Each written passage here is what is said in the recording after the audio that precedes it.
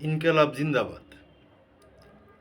আপনার ব্রিটিশ খেদাও আন্দোলনের সময় এই দুইটা শব্দ ব্রিটিশ ফিরিঙ্গিগুলার মসনদ কাঁপায় দিছিল এবং ওদের দেশ ছেড়া পালাইতেছিল।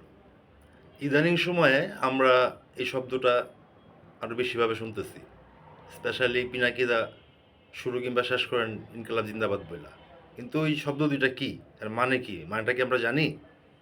ইনকালাব জিন্দাবাদ মানে বিপ্লব দীর্ঘস্থায়ী হোক। আপনার বিপ্লব একটা চলমান প্রক্রিয়া, এটা কিন্তু থামে না, চলতেই থাকে। হ্যাঁ, আপনার সবসময় এটা চলতে থাকে এবং বিপ্লবীরা এজন্যই বলে ইনকালাব জিন্দাবাদ, মানে বিপ্লব চিরজীবী হোক।